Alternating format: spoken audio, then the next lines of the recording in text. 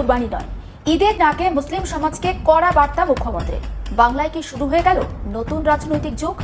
শুভেন্দু অধিকারীর কনভয় হামলা, তৃণমূলের বিরুদ্ধে অভিযোগ শুভেন্দু অধিকারীর কনভয়, সেই কনভয় হামলা। এদিকে আজ ঈদের আগের দিন পশ্চিমবঙ্গে মুসলিমরা ভয়াবহ রূপ ধারণ করে শুভেন্দুর উপর আক্রমণ করে। মমতা ব্যানার্জি এবং থালাপতি বিজয়ের ষড়যন্ত্রে ভারতে আজকে ধ্বংসলীলা হয়। নরেন্দ্র মোদী গদির মধ্যে কাঁপুনি শুরু হয়েছে। যেই হিন্দুরা শুভেন্দুকে ভোট দিয়ে জিতিয়ে নিয়ে এসেছে সেই হিন্দুরাই এখন শুভেন্দুর পদত্যাগ চাইছে। শুভেন্দুকে আর কেউ এখন পশ্চিমবঙ্গের মুখ্যমন্ত্রী হিসেবে দেখতে চাইছে না। শুভেন্দুর পদত্যাগ চেয়ে কলকাতার বিভিন্ন থানা ঘেরাও করেছে হিন্দু মহিলারা। সারা ভারত জুড়ে হিন্দু মুসলিম সবার মুখে মুখে এখন একটাই কথা, বিজেপিকে ভোট দিয়ে ভুল করেছি, শুভেন্দুকে মুখ্যমন্ত্রী করে ভুল করেছি। সব মিলিয়ে বর্তমান শুভেন্দু অধিকারীর নেতৃত্বাধীন সরকারের বিরুদ্ধে সংখ্যালঘুদের অধিকার হরণের অভিযোগ তুলছেন বিশ্লেষকরা। কিন্তু সবচেয়ে বড় চমকটি লুকিয়ে আছে অন্য জায়গায়। গরুর কোরবানি বন্ধ করতে গিয়ে মুসলিমদের চেয়েও এখন বেশি বিপাকে পড়েছেন খোদ হিন্দু খামারিরা। আমি কদিন আগে বলেছিলাম কুরবানির পরে একটা খেলা খেলবো অনেকে, যদি গো হত্যা বন্ধ করতে হয় তাহলে পশ্চিমবাংলার 14 বছরের নিচে উঁচুতে নয়, টোটাল গরুকে জবা করা যাবে না।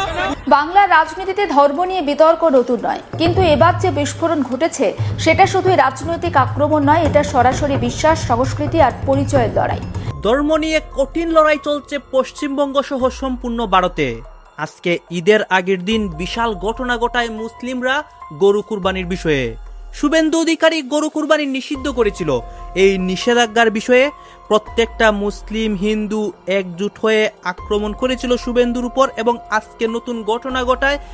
এর পিছনে মমতা ব্যানার্জি, থালাপতি বিজয় মুসলিমদেরকে সাপোর্ট করেছে। আপনারা দেখতে পারবেন এই মুহূর্তে নরেন্দ্র মোদীর গদির কাঁপুনি শুরু হয় এবং ভারতের মধ্যে একটা স্বৈরাচারে শুরু হয়েছে।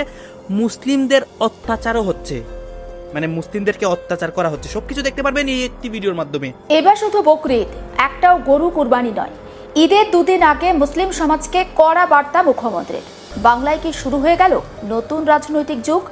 বাংলার রাজনীতিতে এমন দৃশ্য বহু বছর দেখা যায়নি। ঈদের ঠিক দুদিন আগে সরকারের তরফে স্পষ্ট বার্তা, রাস্তায় নামাজ নয়, খোলা জায়গায় কুরবানি নয়, 14 বছরের কম পশু জবাই নয়, আর সব থেকে বড় কথা, গরু কুরবানি তো নয়ই। একসময় যেই বাংলায় ভোটের আগে সংখ্যালঘু তোষণ শব্দটা বিরোধীদের সব থেকে বড় অস্ত্র ছিল, সেই বাংলাতেই এখন একেবারে উল্টো ছবি। নতুন সরকারের স্পষ্ট বার্তা, তারা বুঝিয়ে দিচ্ছে ধর্ম পালন হবে কিন্তু আইনের ভিতরে, উৎসব হবে কিন্তু নিয়ম মেনে, আর সংখ্যাগরিষ্ঠের ধর্মীয় আবেগকেও এবার সমান গুরুত্ব দেওয়া হবে। এই বার্তা শুধুই প্রশাসনিক নয়, এটা রাজনৈতিকও, এটা আদর্শগত। এটা বাংলার ক্ষমতা বদলের পর নতুন শাসন দর্শনের প্রথম বড় পরীক্ষা। সব থেকে বড় তাৎপর্যপূর্ণ বিষয় হলো, এই সিদ্ধান্তের সমর্থনে এবার মুসলিম সমাজের একাংশও এগিয়ে এসেছে। অসমের একাধিক মুসলিম সংগঠন, ঈদগাহ কমিটি, কবরস্থান কমিটি ইতিমধ্যেই আবেদন জানিয়েছে এইবার গরু কুরবানি না করার জন্য। কারণ হিন্দু সমাজের আবেগকে সম্মান। এই একটা বাক্যই বদলে দিচ্ছে বহু বছরের রাজনৈতিক সমীকরণ। যেখানে এতদিন ধর্মীয় উৎসবের মানে রাজনৈতিক মেরুকরণ, সেখানে এবার এক নতুন শব্দ সামনে এসেছে, সহাবস্থান। আর এখানেই শুরু হচ্ছে সব থেকে বড় রাজনৈতিক বিতর্ক। এটা কি সত্যিই সম্প্রীতির নতুন বার্তা, নাকি সংখ্যাগরিষ্ঠ রাজনীতির চাপ? কারণ ভারতীয় রাজনীতিতে ধর্ম কখনো শুধু ধর্ম থাকে না, সেটা ভোটে যায়, সেটা মেরুকরণে যায়, সেটা পরিচয়ের রাজনীতিতে যায়। আর তাই গরু কুরবানি নয়, সিদ্ধান্তের গুরুত্ব শুধুমাত্র ধর্মীয় নয়, এটা গভীর রাজনৈতিক বার্তা বহন করছে। বাংলায় 15 বছরের তৃণমূল শাসনের অবসানের পর বিজেপি সরকার ক্ষমতায় এসেছে পরিবর্তনের প্রতিশ্রুতি নিয়ে। আর ক্ষমতায় এসেই তারা বুঝিয়ে দিচ্ছে আগের প্রশাসনিক সংস্কৃতি আর চলবে না। যে বিষয়গুলো এতদিন স্পর্শকাতর বলে এড়িয়ে যাওয়া হতো, এবার সেই বিষয়ে সরাসরি অবস্থান নেওয়া হচ্ছে। রাস্তায় নামাজ নিয়ে নির্দেশিকা, খোলা জায়গায় কুরবানি বন্ধ, গরু জবাইয়ে কড়াকড়ি, সব মিলিয়ে এটা শুধুই আইন শৃঙ্খলার প্রশ্ন নয়, এটা সাংস্কৃতিক পুনর্গঠন, এই রাজনৈতিক বার্তা। আর সেই জায়গাতেই সামনে এসেছে অসমের মুখ্যমন্ত্রী হিমন্ত বিশ্ব শর্মার নাম। অসম বিধানসভায় দাঁড়িয়ে তিনি প্রকাশ্যে মুসলিম সমাজকে ধন্যবাদ জানিয়েছেন, কারণ বহু মুসলিম সংগঠন স্বেচ্ছায় সিদ্ধান্ত নিয়েছে এবারের বকরি ঈদে গরু কুরবানি করবে না। হিমন্ত বিশ্ব শর্মা বলেছেন, হিন্দুদের আবেগকে সম্মান জানিয়েই মুসলিম সমাজ এই সিদ্ধান্ত নিয়েছে, এবং এখানেই তিনি আরও বড় রাজনৈতিক বার্তা দিয়েছেন, এটাই তো নতুন যুগের শুরু। নতুন যুগ? কিসের নতুন যুগ? হেমন্তের বক্তব্য অনুযায়ী এটা এমন এক সময়ের সূচনা যেখানে ধর্মীয় উৎসব পালিত হবে পারস্পরিক শ্রদ্ধার ভিত্তিতে, যেখানে এক সম্প্রদায়ের উৎসব অন্য সম্প্রদায়ের আবেগকে আঘাত করবে না। আসামের মুখ্যমন্ত্রী বলেছেন, এবার অসমে বহু মুসলিম এবং একাধিক মুসলিম সংগঠন সিদ্ধান্ত নিয়েছে যে বকরি ঈদে তারা কুরবানির জন্য গরু ব্যবহার করবে না। হিন্দু সমাজের ভাবাবেগকে সম্মান জানিয়ে তারা এইবার কুরবানিতে গো মাতাকে ব্যবহার না করার সিদ্ধান্ত নিয়েছে। এটা এক নতুন যুগের সূচনার ইঙ্গিত এবং বদলে যাওয়া সময়ের স্পষ্ট ছবি তুলে ধরে। এই সিদ্ধান্ত নেওয়ার জন্য আমি অসমের মুসলিম সমাজকে আন্তরিক ধন্যবাদ জানাই। যদি এই সিদ্ধান্ত বাস্তবায়িত হয় তাহলে তা স্বাভাবিকভাবেই অসমের হিন্দু সমাজের ওপর গভীর প্রভাব ফেলবে এবং রাজ্যে দীর্ঘদিন ধরে চলে আসা সহাবস্থানের মানসিকতাকে আরও শক্তিশালী করবে। আমি আশা করি 29 তারিখ ঈদ উল আজহা বা বকরি ঈদ পালনের আগেই যারা এখনও কোনো সিদ্ধান্ত নেননি তারা একই ধরনের সিদ্ধান্ত নেবেন এবং এইবার অসমে কুরবানির জন্য কোনো গরু ব্যবহার করা হবে না। একবার শোনাই অসমের মুখ্যমন্ত্রী হেমন্ত বিশ্ব শর্মা কি বলেছেন সেই বক্তব্য। इस बार आसाम का काफी मुसलमान लोगों ने, काफी मुसलमान जमात ने বাংলার রাজনীতিতে ধর্ম নিয়ে বিতর্ক নতুন নয়, কিন্তু এবার যে বিস্ফোরণ ঘটেছে সেটা শুধুই রাজনৈতিক আক্রমণ নয়, এটা সরাসরি বিশ্বাস, সংস্কৃতি আর পরিচয়ের লড়াই। কারণ অভিযোগ উঠেছে রাজ্যের প্রাক্তন মুখ্যমন্ত্রী ঈদের মঞ্চে দাঁড়িয়ে এমন মন্তব্য করেছিলেন যা কোটি কোটি হিন্দু ধর্মীয় অনুভূতিকে আঘাত করেছে। আর সেই অভিযোগ নিয়েই এবার সাইবার থানায় মামলা দায়ের। অভিযোগকারীকে কোনো বড় রাজনৈতিক নেতা নন, একজন মহিলা আইনজীবী, একজন বিজেপি কর্মী, নাম রিঙ্কি চ্যাটার্জি। আর এখানেই এই ঘটনার রাজনৈতিক গুরুত্ব আরও বেড়ে যাচ্ছে, কারণ এতদিন বাংলার রাজনীতিতে একটা অভিযোগ বারবার উঠেছে, সংখ্যালঘু ভোট ব্যাংকের জন্য হিন্দু আবেগকে বারবার অপমান করা হয়েছে। হিন্দুদের ধর্মীয় অনুভূতি নিয়ে কটাক্ষ করা হলেও প্রশাসন নীরব থেকেছে, কিন্তু অন্য ধর্ম নিয়ে সামান্য মন্তব্য হলেই তোলপাড় হয়েছে। আর এখন সেই পুরনো ক্ষোভই যেন নতুন করে বিস্ফোরিত হচ্ছে। ঘটনার সূত্রপাত 2025 সালে কলকাতার রেড রোডে ঈদের অনুষ্ঠান। মঞ্চে তৎকালীন মুখ্যমন্ত্রী মমতা ব্যানার্জি, মাথায় হিজাব, চারপাশে ধর্মীয় আবহ। আর অভিযোগ, সেই মঞ্চ থেকেই তিনি হিন্দুত্ব এবং হিন্দুদের বিরুদ্ধে কটাক্ষ করেন। এই অভিযোগ সামনে আসার পরই বিজেপি কর্মী তথা আইনজীবী রিঙ্কি চ্যাটার্জি থানায় অভিযোগ জানাতে গিয়েছিলেন, কিন্তু তার দাবি আরো বিস্ফোরক। তিনি অভিযোগ করেছেন, শুধু অভিযোগ নেওয়া হয়নি তাই নয়, তাকে থানাতে অপমানও করা হয়। রিঙ্কির কথায় 2025 সালে ঈদের দিন আমি শিলিগুড়ির প্রধাননগর থানায় লিখিত অভিযোগ জানাতে গিয়েছিলাম, কিন্তু পুলিশ অভিযোগ নেয়নি, উল্টে আমার সঙ্গে দুর্ব্যবহার করা হয়, অপমান করা হয়, থানা থেকে বের করে দেওয়া হয়। এই মন্তব্য অত্যন্ত তাৎপর্যপূর্ণ, কারণ এটা শুধুমাত্র একটা রাজনৈতিক বিতর্ক নয়, এটা প্রশাসনের নিরপেক্ষতা নিয়েও প্রশ্ন তুলছে। যদি কোনো সাধারণ নাগরিক কোনো রাজনৈতিক নেতার বিরুদ্ধে অভিযোগ করতে না পারেন তাহলে গণতন্ত্র কোথায়? আর এখানেই বিজেপি এখন সবথেকে বড় রাজনৈতিক অস্ত্র খুঁজে পাচ্ছে। তারা বলছে, দেখুন, এতদিন বাংলায় একতরফা রাজনীতি চলছে, হিন্দুদের কথা বললেই সাম্প্রদায়িক তকমা দেওয়া হচ্ছে, কিন্তু হিন্দু ধর্মকে অপমান করলেও প্রশাসন চুপ থেকেছে। এই বয়ান বিজেপির রাজনৈতিক কৌশলের কেন্দ্রবিন্দু, আর রাজ্যে পালাবদলের পর সেই বয়ান আরও আক্রমণাত্মক হয়েছে। একবার শোনায় বিজেপি কর্মী রিঙ্কি চ্যাটার্জিকে অভিযোগ করেছেন সেই বক্তব্য। দুটো ঘটনা নিয়ে আমি এফআইআর করেছি। একটি ঘটনা 2025-এ রেড রোডে নামাজ, মানে মুসলমান ধর্মাবলম্বীদের নামাজের অনুষ্ঠান চলছিল। সেখানে মুখ্যমন্ত্রী আমাদের, মানে তখন উনি কিন্তু মুখ্যমন্ত্রীই ছিলেন পশ্চিমবঙ্গের, মমতা ব্যানার্জি সেই সময় ওখানে ওদেরকে সম্বোধিত করতে গিয়েছিলেন অ্যাজ এ চিফ মিনিস্টার। উনি হিজাব পরে মুসলিমদেরকে খুশি করতে উনি সব কিছু করেছেন, মানে হিজাব পরেছেন, নামাজ পড়েছেন, দোয়া করেছেন, সব কিছু করার পরেও শাড়ি খেয়েছেন। কিন্তু হট করে উনি আরেকটু খুশি করতে গিয়ে বলে ফেলেছেন যে আমি এই গন্ধা ধর্মকে মানি না। কোন গন্ধা ধর্মকে মানেন না উনি? হিন্দু ধর্মকে, যেই ধর্মকে পুরো বিশ্ব আইডিওলজি হিসাবে দেখে, যেই ধর্মকে অন্যান্য মানে দেশরা কনভার্টেড হয়ে যাচ্ছে, যেই ধর্মের নিয়ে হাজারো রকম বুকস আছে, যেই ধর্ম নিয়ে বড় বড় গুণী জ্ঞানী ব্যক্তিরা মানে ধর্মকে নিয়ে চর্চা করেছেন, সেই ধর্ম, যেই ধর্মকে বলতে গেলে মুনি ঋষিদের রেফারেন্স দিতে হয়, সেই ধর্মকে উনি মানেন না, আর ওটা গন্ধা ধর্ম।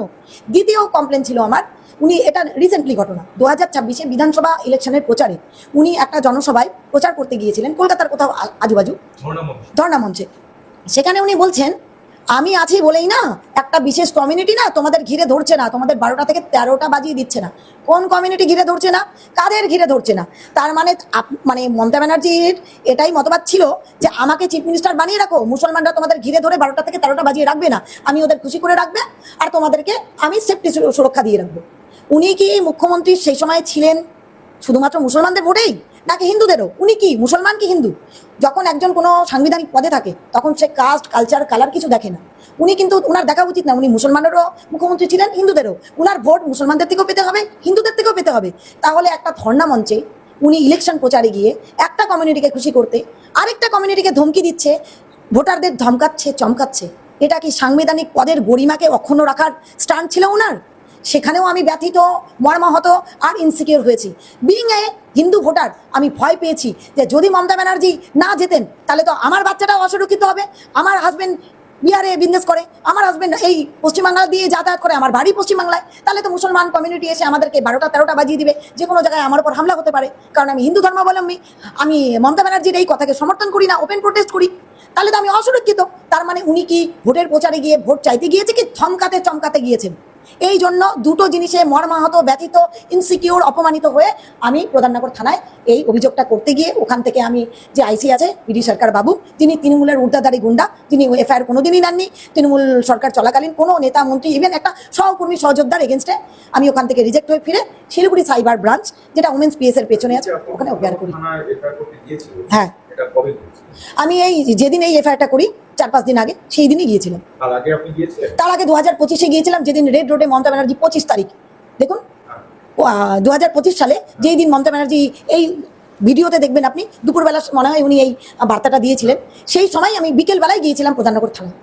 ভারতবর্ষের সরকারের টাকা বাংলাদেশ থেকে আসা অবৈধ অনুপ্রবেশকারীদের দেওয়ার জন্য নয়, এটা খুব ক্রিস্টাল ক্লিয়ার।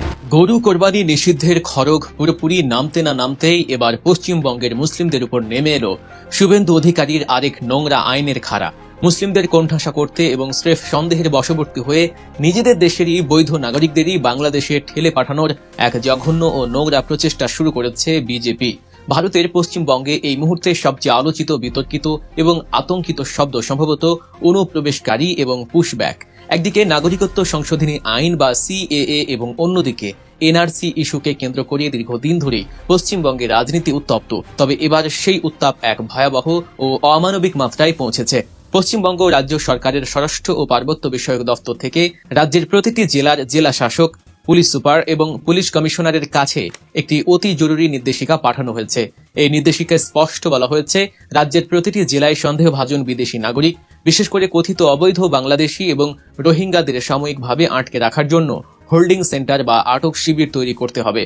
এই নির্দেশিকা প্রকাশ্যে আসার পর থেকেই রাজ্য জুড়ে, বিশেষ করে সংখ্যালঘু মুসলিম অধ্যুষিত জেলাগুলোতে প্রবল আতঙ্ক ও ভীতি ছড়িয়ে পড়েছে।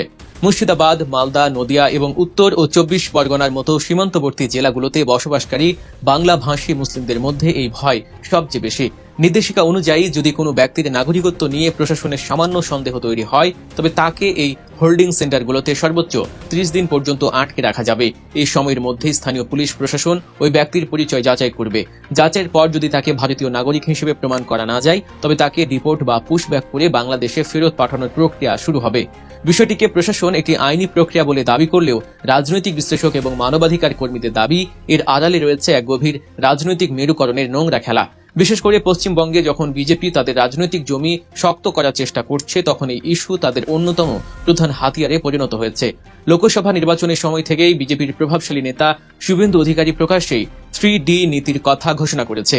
এই 3D হলো ডিটেক্ট, ডিলিট এবং ডিপোর্ট, অর্থাৎ আগে অনুপ্রবেশকারী হিসেবে চিহ্নিত করা, এরপর তাদের নাম ভোটার তালিকা থেকে মুছে ফেলা এবং সবশেষে তাদের দেশ থেকেই তাড়িয়ে দেয়া।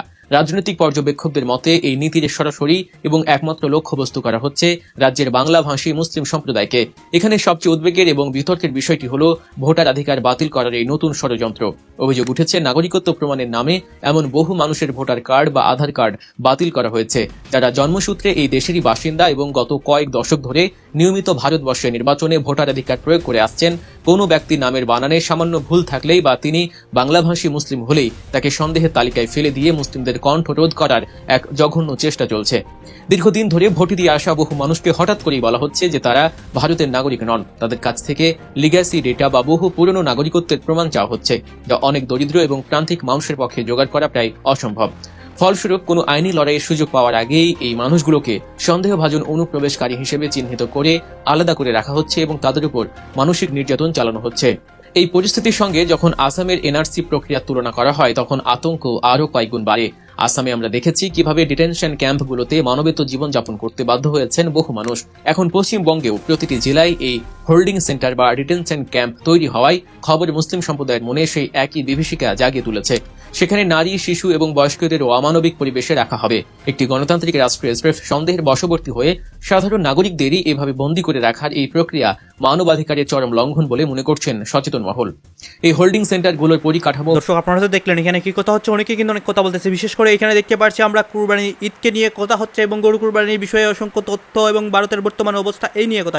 গাইজ, এই বিষয়গুলো দেখে এবং দেশের রাজনীতির প্রেক্ষাপট নিয়ে আপনার মন্তব্য কি? আপনার গুরুত্বপূর্ণ মন্তব্য অবশ্যই আপনারা আমাদের কমেন্ট বক্সে লিখে যাবেন। সর্বশেষে আপনাদের কাছে আমাদের একটা রিকোয়েস্ট থাকবে, আপনারা আমাদের চ্যানেলে নতুন দর্শক হয়ে থাকলে চ্যানেলটি সাবস্ক্রাইব করবেন এবং পাশে থাকা বেল বাটনটি বাজাবেন যাতে করে নেক্সট ভিডিওটা সবার আগে আপনাদের কাছে পৌঁছে যায়। ধন্যবাদ।